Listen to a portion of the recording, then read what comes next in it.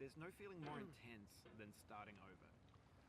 If you deleted your homework the day before it was due, as I have, or if you left your wallet at home and you have to go back after spending an hour in the commute. If you won some money at the casino and then put all your winnings on red but it came up black. If you got your best shirt dry cleaned before a wedding and then immediately dropped food on it. If you won an argument with a friend and then later discovered that they just returned to their original view. Starting over is harder than starting up. If you're not ready for that, like if you've already had a bad day, then what you're about to go through might be too much. Feel free to go away and come back. I'll be here. Alright, thanks for coming with me on this trip. I'll understand if you have to take a break at any point. Just find a safe place to stop and quit the game. Don't worry, I'll save your progress, always, even your mistakes. This game is a homage to a free game that came out in 2002, titled Sexy Hiking. The author of that game was Jazuo, a mysterious Czech designer who was known at the time as the father of B games. And B games are rough assemblages of found objects. Designers slap them together very quickly and freely, and they're often too rough and unfriendly to gain much of a following. They're built more for the joy of building them than as polished products. In a certain way, Sexy Hiking is the perfect embodiment of a B game.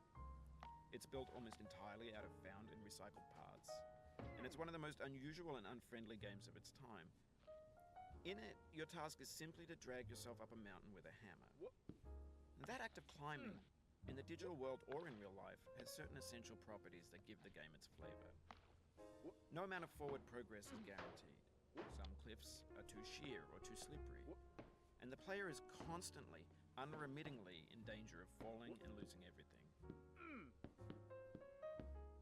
Anyway, when you start Sexy Hiking, you're standing next to this dead tree that blocks the way to the entire rest of the game.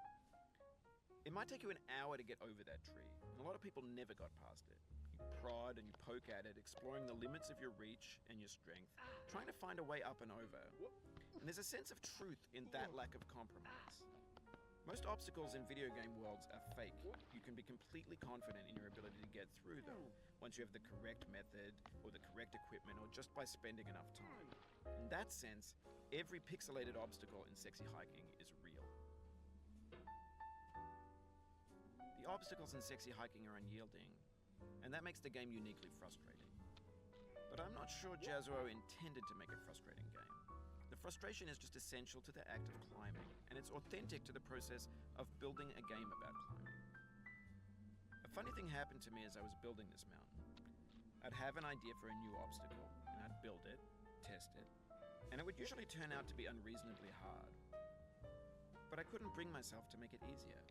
It already felt like my inability to get past the new obstacle was my fault as a player rather than as a builder. Imaginary mountains build themselves from our efforts to climb them, and it's our repeated attempts to reach the summit that turns those mountains into something real. When you're building a video game world, you're building with ideas, and that can be like working with quickset cement. You mold your ideas into a certain shape that can be played with, and in the process of playing with them, they begin to harden and set until they're immutable. Over time, we've poured more and more refuse into this vast digital landfill that we call the internet. It now vastly outnumbers and outweighs the things that are fresh and untainted and unused.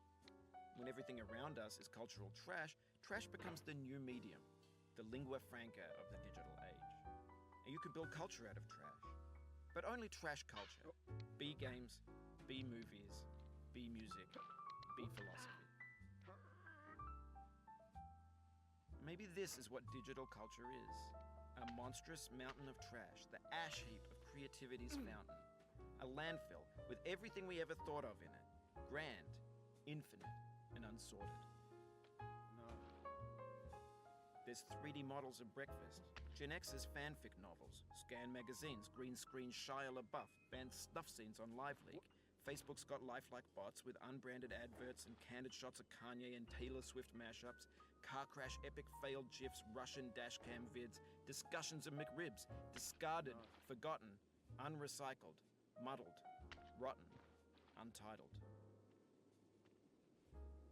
Everything's fresh for about 6 seconds, until some newer thing beckons, and we hit refresh. And there's years of persevering disappearing into the pile, out of style, out of sight. In this context, it's tempting to make friendly content that's gentle, that lets you churn through it but not earn it. Why make something demanding if it just gets piled up in the landfill, filed in with the bland things? When games were new, they wanted a lot from you. Daunting you, taunting you, resetting and delaying you. Players played stoically. Now everyone's turned off by that.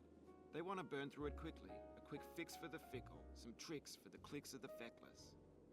But that's not you. You're an acrobat. You could swallow a baseball bat. Now I know, most likely you're watching this on YouTube or Twitch, while some dude with 10 million views does it for you. Like a baby bird being fed chewed up food. That's culture too. But on the off chance that you're playing this, what I'm saying is, trash is disposable, but maybe it doesn't have to be approachable. What's the feeling like? Are you stressed? I guess you don't hate it if you got this far. Feeling frustrated? It's underrated. An orange is sweet, juicy fruit locked inside a bitter peel. That's not how I feel about a challenge. I only want the bitterness. It's coffee. It's grapefruit. It's licorice. It feels like we're closer now. Composer and climber, designer and user. You could have refused, but you didn't. There was something in you that was hidden, that chose to continue. It means a lot to me that you've come this far, endured this much. Every wisecrack, every insensitivity, every setback you've forgiven me is a kingly gift that you've given me. We have the same taste, you and I. It's not ambition, it's ambition's opposite. An obdurate mission to taste defeat. You'll feel bad if you win, so I put this snake in for you.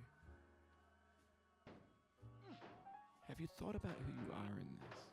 Are you the man in the pot, Diogenes? Are you his hand? Are you the top of his hammer?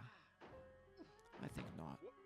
Where your hand moves, the hammer may not follow, nor the man, nor the man's hand. In this you're his will, his intent, the embodied resolve in his uphill ascent. Now, you've conquered the ice cliff, the platforms, the church, and the rectory, the living room and the factory, the playground, the construction site, the granite rocks, and the lakeside. You've learned to hike. There's no way left to go but up, and in a moment I'll shut up. But let me say, I'm glad you came. I dedicate this game to you, the one who came this far. I give it to you with all my love.